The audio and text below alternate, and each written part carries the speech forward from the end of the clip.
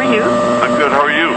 Very good. Say, have you had a chance to take a look at that area and compare it with the descriptions I gave and the picture that I gave? My partner's looking at it. He did some aerials. We looked at that, and one thing that you mentioned that we've got no record of, and that's another body being found at that location.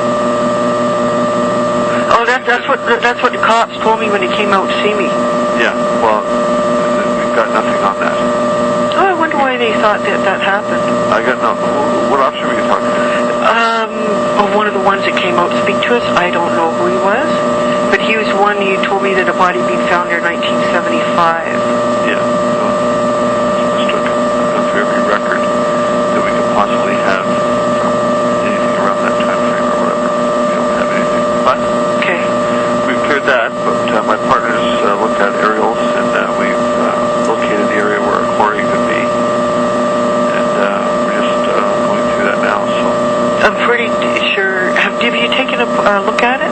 No, we haven't drove out. It was his first day back today. Oh, okay. Yeah, so I'm pretty sure that's it. You know, like when I was there, I was looking and there's this white birch tree over to the right, and like that tree was even there in 1972. And I know he was digging just to the left of the birch tree, and I know that area is right. I know absolutely I'm correct. Absolutely. You know, so... Okay, well, you're not going out this weekend? Not this weekend, no. Okay. I can't go up this weekend, but I'll see how next weekend goes, because I would love to try to dig it up. Something else is really strange, too. Right near the edge of the hill, you know, when it starts sloping down, and I took pictures of it and everything, there is this mound, like the size of a person. And at the end of the mound, there's this huge rock that was put there. It was really weird when I was digging. The ground was different than all the other areas. Like all the other ones, we had the clay in the bottom and then the darker soil on top. The mound soil was all different, so it was definitely being disturbed, or the good soil's in the bottom and the clay was on top, so it was definitely being disturbed. Now, I wanted to dig at that mound more. I don't think that is where my dad put the body of that girl, but it was just really interesting. You know, like where... You have those photographs you can send to me? No, I can't. It's in my camera, and my computer won't let me download anything. I've taken it to get it fixed, so I have to wait till I've got money, unfortunately. And then I can share it with you. Okay. Well, next week, for the first part of the week, we'll be down in Sarnia and stuff like that. Okay. So we're busy on Monday, Tuesday, and Wednesday, but we'll see if we can get up on Thursday and have a look. That would be great, because, you know, definitely that's got to be dug up. You know, one way or another, you know, it's got to be dug up, because I'm pretty sure of it. Now, with the case with Yvonne, I think Detective Dyke told me that the walking stick handle I gave him, that did match up to the wounds on her head. No, well, we've got nothing. Like blunt force trauma, we don't have anything. It's not exact. Yeah, but the very unique markings on the roe deer antler, and so I was told it was consistent with the wounds on her head.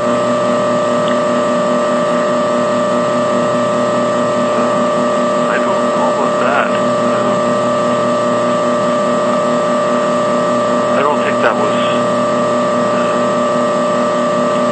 given out as being that was the murder weapon. Why not? Because I'm pretty sure that's what he used to beat her with. Well, there would have to be some DNA or something like that on the walking stick to give conclusive evidence of that. Right? Yeah, but on the grounds of probability, very unique markings on the walking stick certainly would have matched up to some of the wounds on her head. That would have. We don't have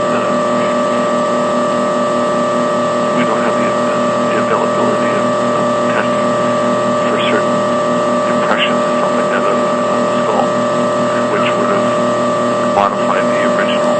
He just said he did not have the ability to check for certain impressions on the skull. Oops. Rewind it again. So we can't get this louder. We don't have the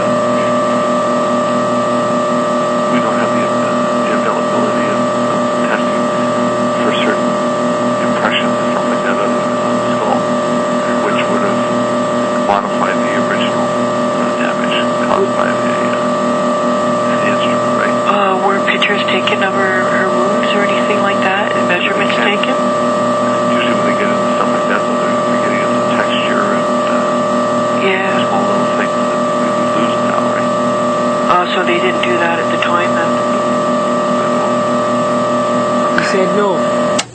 I asked if they did that at the time, and he said no. The availability of testing for certain impressions and stuff like that other than on the skull, which would have modified the There we go. original. They needed the ability to check for certain impressions other than on the skull. And then he says they did not do that at the time. Evidence of that. Right. Yeah, but on the grounds of probability, very unique markings on a walking stick certainly would have matched up to some of the wounds on her head. That would have. We don't have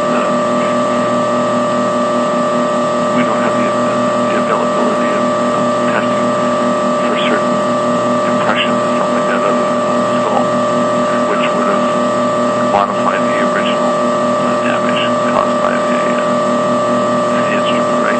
Were pictures taken of her wounds or anything like that, and measurements taken? Usually when they get into stuff like that, though, they're getting into texture and small little things that we would lose now, right? So they didn't do that at the time then? He said no. Okay. So we will check on the location out in Park Road there, Old Homestead, Cedar University, Quarry. And we'll be talking again. Okay. The first couple of days were, like I said, Well, that's fine. I just want to make sure that it will be dug up one way or another. Yeah. I know it's going to be dig up one way or another. Whether you do it, I do, I don't care. It's going to be done. You look at all the tapes that I said describing the place and the picture I drew. That's it. That's it to